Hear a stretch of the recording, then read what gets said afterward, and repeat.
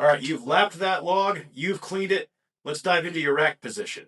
So I want to revisit this diagram really quickly, kind of discussing log handle angles as well as clean variations where it tends to line up. So for example, here on the far left, a flatter handle position like that, that's more common with the power clean, and that's going to correlate really nicely to the strict press, right? Because you don't have leg drive, you don't need to worry about the log coming down when you apply the dip drive. However, with movements such as squat clean, you're going to see more of either a balanced or a steeper handle angle with the log. And what you'll find is these steeper angles translate better when you are applying leg drive. You know, a 45-degree angle or so that's balanced here. This is going to correlate really well with both push pressing as well as jerks that use a shallower dip. Whereas if you're a smaller, lighter, leaner, or more mobile lifter, a steeper angle like so might be beneficial in helping you keep that log in place. Now, regardless of whether you are using a lot of leg drive or a little leg drive and whatever handle angle you want, your big emphasis is you want to keep your head back. You want your eyes up. You should be staring at the ceiling. What happens is if you push your head through prematurely, if you have your head forward at all, that log is naturally going to go down your chest. And a big part of this is thoracic spine extension, which is really the thesis of today's video. Now, also worth mentioning here, if you look at the log where I have it, I've got a fairly steep angle, and that's because when I do go for max load on the log, I tend to use a push jerk, so I find this incredibly helpful. Now, I think it's important to understand what thoracic spine extension is and is not. It isn't just simply leaning back like this guy on the right here, because what happens when you just lean back, you'll see that the log is behind the center line. So when you go to apply leg drive, what's going to happen is the log is going to dip down and you're going to lose a lot of your stability. You want a good shelf for the log by having the chest up. Elbows up is a helpful cue here, but it's more than just think elbows up, elbows up, elbows up. You need to have the ability to acquire this position as well as retain it or reacquire it if you do get out of groove. Now, when it comes to improving your T-spine position, there's really only three things you want to think about. That's passive stretches, self-release, and then selected movements to help you strengthen that given position. So let's talk a little bit about stretching as it pertains to both T-spine mobility and in general. Passive stretching should never, ever, ever be done cold. You need to be warm to receive benefit from stretching. Because think about it. When do we want the mobility to show up? We want it after movement when there's blood in the muscles. Additionally, if we think about our soft tissue, it's kind of like Laffy Taffy, right?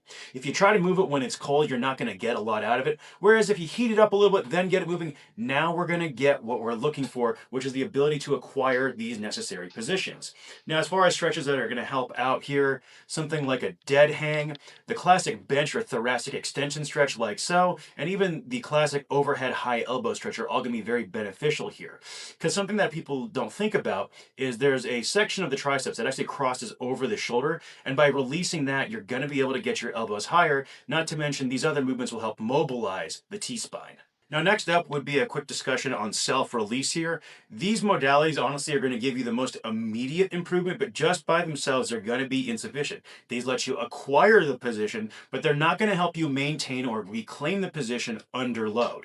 Now, as far as modalities here that are useful, something like the classic foam roller T-spine stretch is going to be very helpful here, as well as what I call the elbow grinder, and that's just going to take the base of your elbow and roll it out on a lacrosse ball or a barbell. It hurts like hell, but it really works. This is also a good one to add in if you're front squatting. And then last, and in my opinion, most importantly, is positional strength. Again, you want to be able to take a position, certainly, which the first two are going to help you with, but you need to build strength so you can maintain and reclaim that position under load if you do get misgrooved. Movements such as front squats, windmills, arm bars, SOTS presses, half kneeling landmine presses, and Turkish get-ups are all going to be incredibly valuable here. I don't know why you're still staring at this one.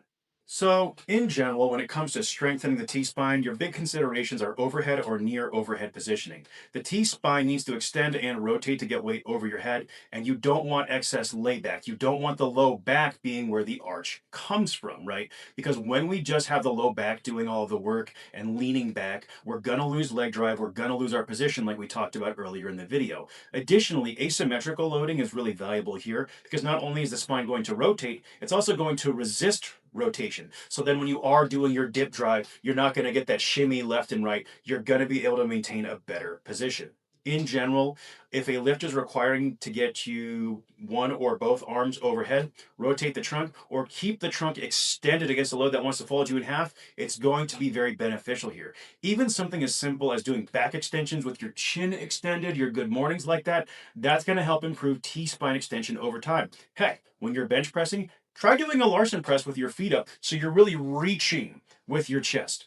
All of these are going to have a mobility component, but in general, I like to bias towards lighter loading when practical, so movements such as arm bars and windmills are incredibly valuable for improving T-spine mobility without beating you up too much. Also, I think the windmill and Turkish get-up deserve a lot of love in general for the strongman athlete because they're good for core strength, they're good for mobility, and they have a lot of sneaky carryover in ways you wouldn't think, such as on the yoke run, because you're getting that contralateral stability, from one shoulder to the opposite hip with something like the windmill. And if you put it all together, here's what a sample day of pressing may look like. So for example, you're going to do 3 rounds of 500 meters on the ski erg. The reason we're picking the ski erg is you're reaching high overhead, so you're going to get a little serratus engagement there. You're also just going to mobilize the elbows a little bit by forcing blood into them. Do some dead hangs and then Turkish get-ups. Then after that, your main work, log clean and pause dip drive push press. I love pause dips for helping improve your rack position. Wherever you're weak, spend more time there and you're going to do better.